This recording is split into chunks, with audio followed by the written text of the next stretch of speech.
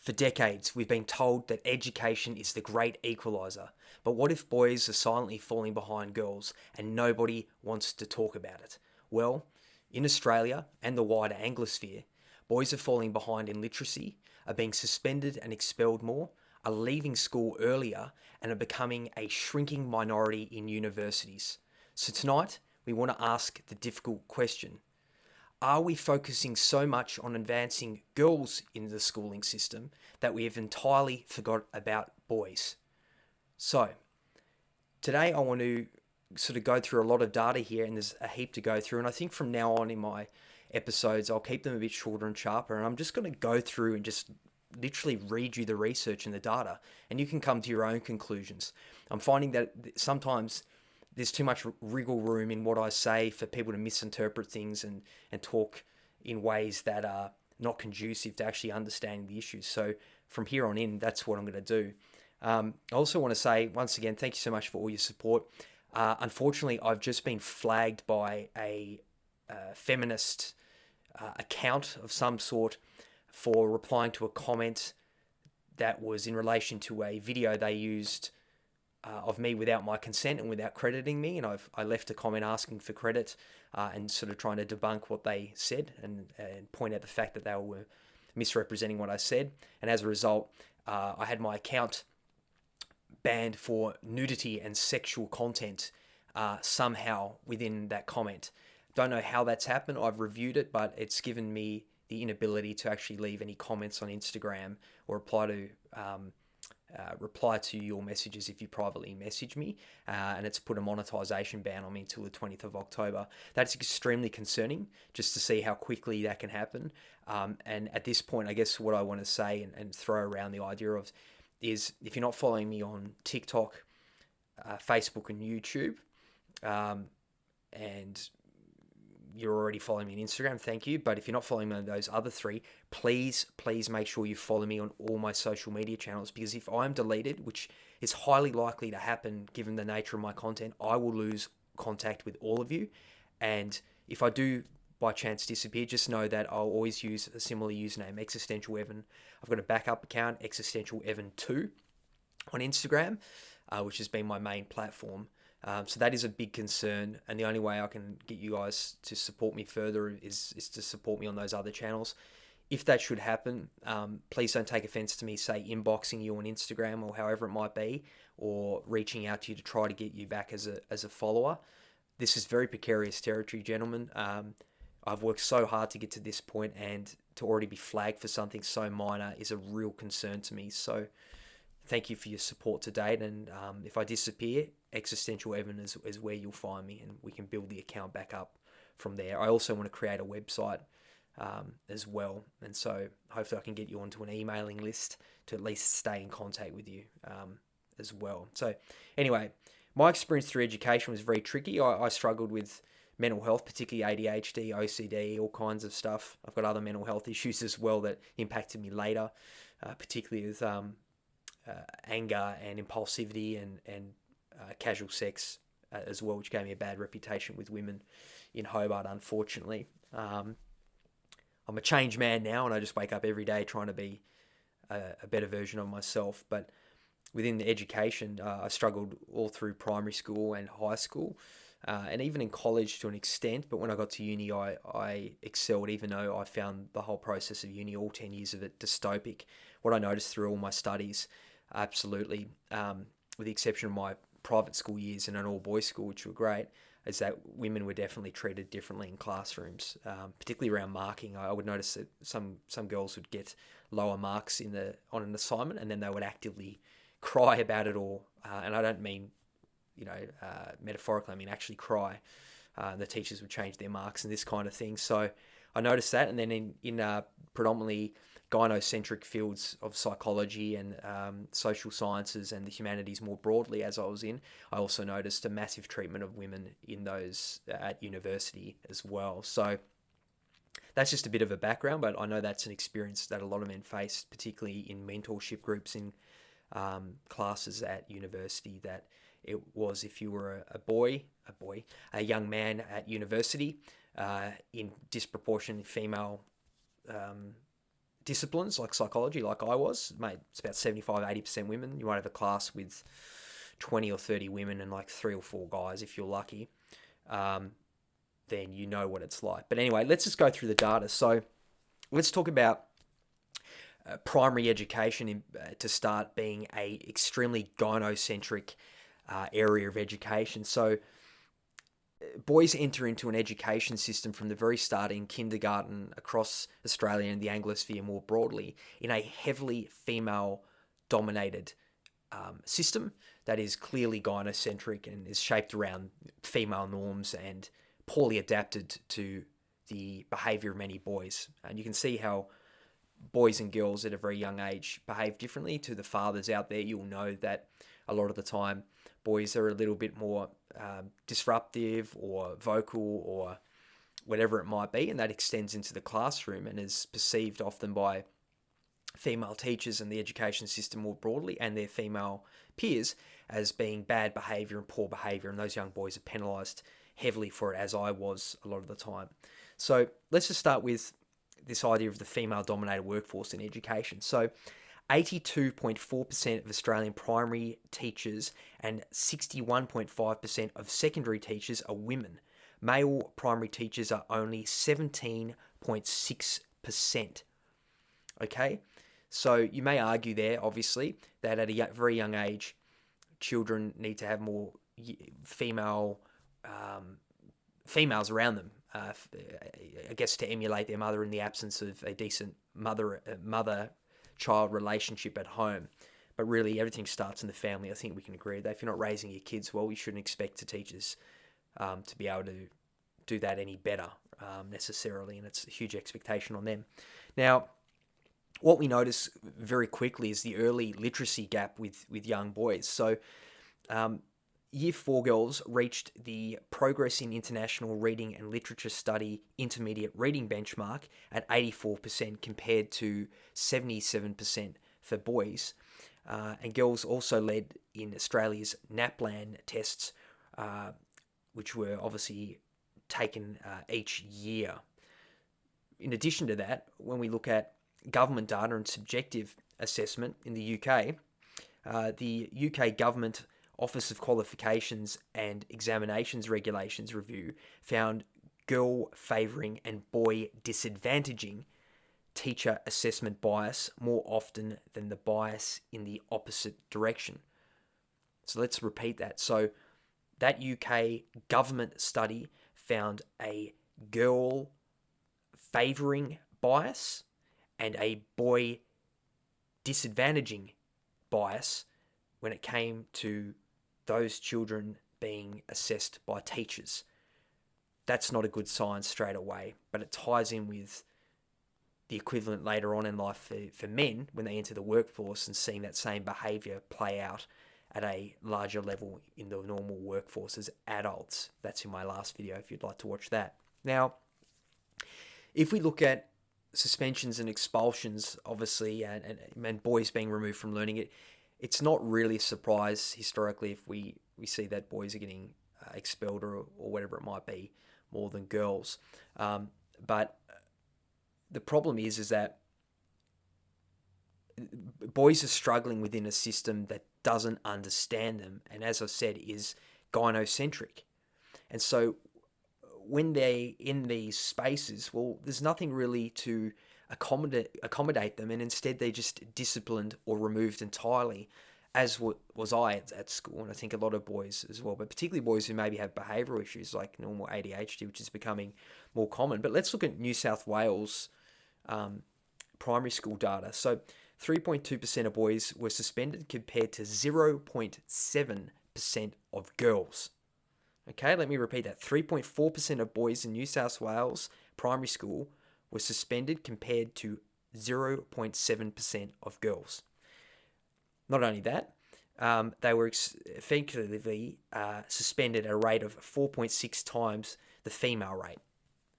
So let me repeat that. Boys were suspended 3.2% of the time versus 0.7% of the time for girls at a rate of 4.6 times that of girls. Okay?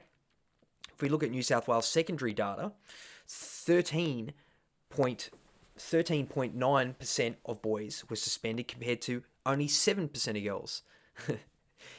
Overall, 29,487 males versus 11,639 females were suspended. Okay? Now, that's New South Wales, and we're just using New South Wales because there's every different state, obviously, but the pattern is broadly the same across the Anglosphere, right? So in the United Kingdom, in Canada, in the United States, and in New Zealand as well. So, in fact, England male suspension rates were about 13.47 versus 8.17, and permanent exclusion, or I should say expulsion, was at a rate of 0.16 versus 0.07% in New Zealand boys, right? So, interesting, that's roughly double the stand down rate, or suspension rate, I should say, for girls. So it's broadly applicable there as well, whether it be in England or New Zealand as an example. Now, if we move to specifically focusing on secondary education, we've touched on primary education. The fact of the matter is boys are leaving school earlier, and that's not really a good thing, unless they're going into something like a trade or to do some sort of work immediately. Otherwise, it becomes a risk factor. So,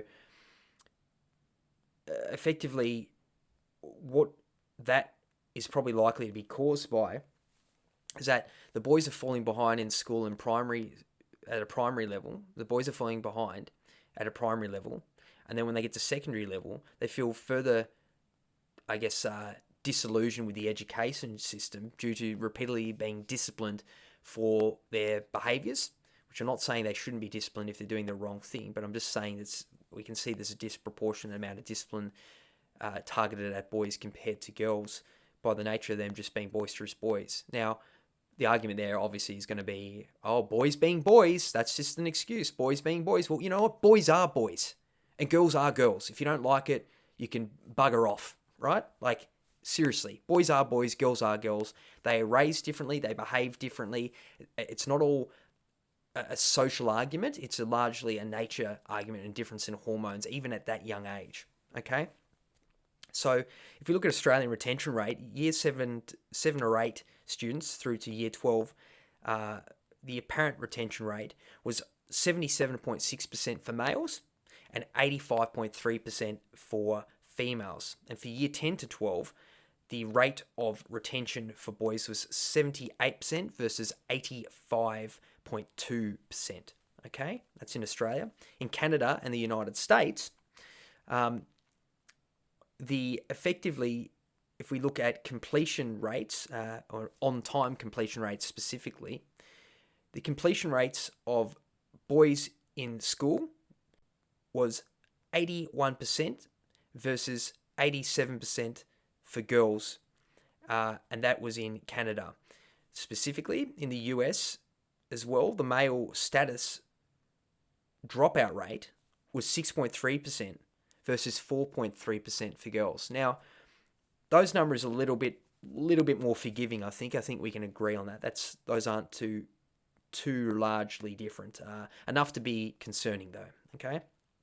But the problem here is you've got things like compounding disadvantage between the boys and the girls, where this can add up over time as the child's going through school from kinder to year 12 and then later into tertiary education at university and then the workforce. So the compounding disadvantage is obviously things like poverty and disability, things like mental health issues, physical issues, learning difficulties, etc., Indigenous status, all these kinds of things for young boys as well, including their basic socioeconomic status, actually compound and contribute to those issues we've already explained about more. So it's already an issue for the average young boy, but it's even more of an issue for these people who are struggling with maybe disability or different social status that might be attributable to the fact they might be Indigenous or from really low socioeconomic status where they've maybe come from broken homes or violent homes, all right, which is very, very sad, right? Those are very difficult to erase and to change that gap as well. They're largely sociological issues. Now, if we move to university, well, What do we know at university? As I said in my opening, well, men are quite clearly the minority and have been really for the last 30 years, probably longer than that now as well. Now, it's great that women are going to university as well and have entered in, and that's a big change historically, but it's flipped quite significantly. In fact, so significantly, as I said, that men are now a significant minority. Now, if we think about that, well,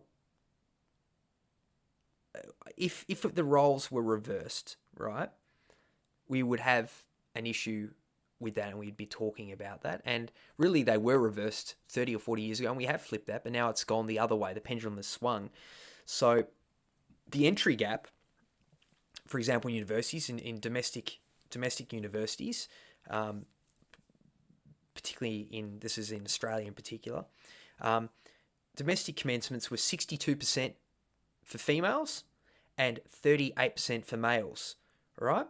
And since 2015, female commencements rose 7.3%, while male commencements fell 5.9%. So let me reiterate that.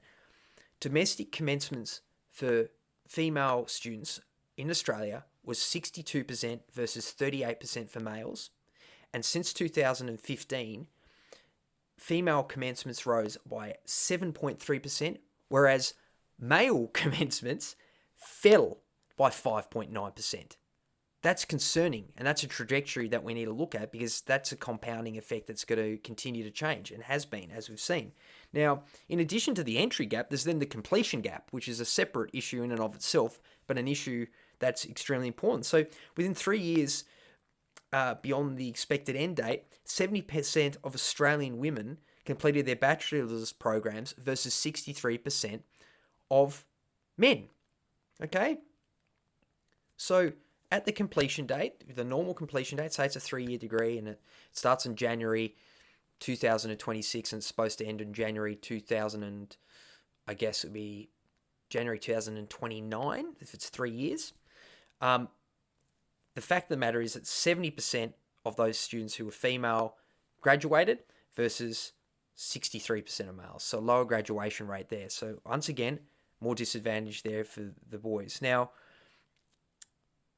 if we look at cross-national data again, and if we look at in the Anglosphere broadly, women are also the clear majority in UK higher education enrolment, Canadian post-secondary participation, and US bachelor's degrees awarded. All around, it's women achieving their university degrees and staying at uni, which, good on them. That's great. I think we can't fault them on that. That's really good. And I think we know that through school, primary, secondary, tertiary education, girls are doing really well in schools, right? They do really well. And there's an argument to be made about different types of teaching for different types of kids, whether they're boys or girls. Now, we've looked at all that data. There's a bit there to go. But so what is the flow-on effect, the adult cost of this? Well, the adult costs are associated around work and crime and imprisonment, effectively. These are criminological arguments. We've talked about how work can be affected due to gynocentric HR teams, but what we're seeing is the equivalent of that in the schooling system for boys. Then they go into the workplaces where also gynocentric patterns are followed, right? So effectively, what can we say here? We can say, well, if boys are disappearing and being disadvantaged at schooling systems, then we can expect that when they become adults, a lot of them are going to then face issues around unemployment, criminality, poorer lifestyle choices, and poorer life outcomes as a consequence of their failings through school, whether it be because of their own direct actions or due to poor teaching as a consequence of the feminist gynocentric narratives that are perpetuated through school. They continue to punish boys in the education system. So, interestingly enough, if we look at the school to police pipeline, there's a bit of a correlation here that's important to note. So, among 68,121 New South Wales children, primary school suspension predicted 3 times the odds of any police contact and 6 times the odds of contact as a person of interest under any control group, right? Let me repeat that. among 68,121,000 New South Wales children, primary school suspension predicted 3 times the odds of a police interaction and 6 times the odds of that child becoming a person of interest to police. Right? Now, that's all children, right? That's not just boys necessarily, but if we know that the boys are the ones who are having the issues of suspension at school, then it follows that of that 68,121 children, most of them were boys. Okay? Now, if we look at the prison and education gap, there's another story to be told there about boys. So, only 20% of prison entrants completed year 12. Only 20% of only 20% of prison entrants finished year 12, okay? And 70% of the general population did finish year 12. So 20% of the prison population finished year 12 versus 77% of the general population. And who do we know disproportionately goes to prison? Men and boys. Okay? Go figure. Now, interestingly enough as well, only 66 completed year 10. So 66% completed year 10 below versus 16%. So let me read that again. So 66% completed year 10 or below versus 16% for the general population. Okay. So if I put that together, let's say this. 20% of the prison population finished year 12 versus 77% of the general population finishing year 12. Now, it gets worse.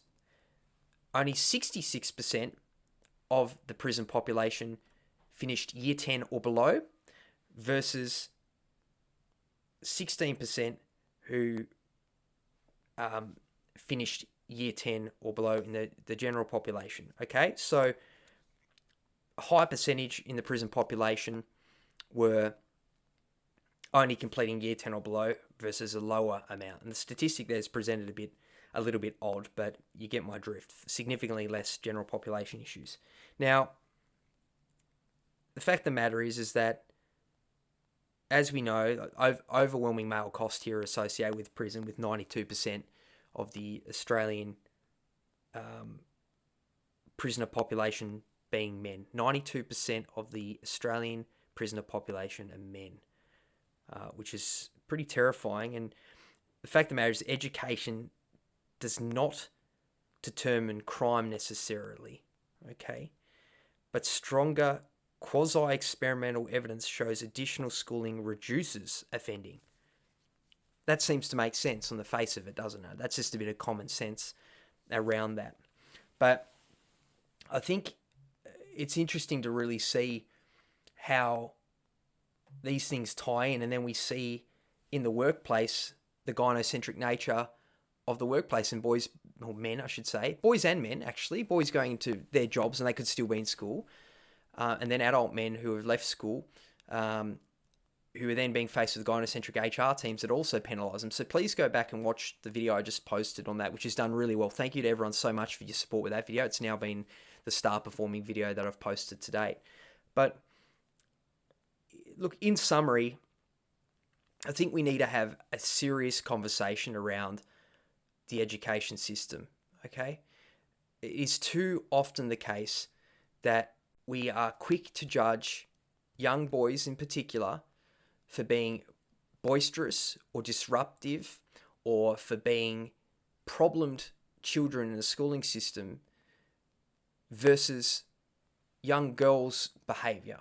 Now, we can argue that the young boys' behaviour might be more blatant. It may be more disruptive versus the girls, but we need to have conversations around the differences between boys and girls. And the fact of the matter is, what we currently have in the Anglosphere, and certainly in Australia, in Victoria and my home state of Tasmania, is we have gynocentric curricula that are attacking boys and demonising boys. And for example, respect for relationships education in Victoria and Tasmania is specifically set out to target and attack and demonize young boys. And so we can't be surprised when those young boys don't want to go to school, develop negative views of their female peers and then negative views of their female teachers when they're being taught by those female teachers, who are then being mimicked by the female peers, that they are bad, that they don't have anything good to contribute, that they are problemed, and that they will fail in life. Of course, those boys are going to develop bitter, resentful views towards women. Those are going to extend into adulthood, and then they're going to start mistreating and being abusive towards women. And that's awful. And in addition to that, as we've looked at the data, they're more likely to end up in prison, and they're more likely to have poorer life outcomes, broadly speaking. So it all starts obviously in the home with the family, trying to have a mother and father present at all times to raise your children. And then it does go to, I guess, an important note that the school system then acts as secondary parents, if you will. If that fails, then that's going to also impact the child's relationship with their parents and in their community broadly. So we need to talk about that more. I want to unpack this a little bit more and try to help us understand how boys are being left behind in school. Because if they're disadvantaged in school, we know they're then disadvantaged in the workplace, in hiring processes and mistreatment and seeking help. Then how do we expect boys to have healthy lives, to have healthy views of women, and to flourish and be contributing members of society? I don't think that's fair to entirely put on their shoulders, okay? But anyway, that's all I've sort of got to say today. We'll talk more about this later. But as always, thanks for watching, and I hope you have a great day.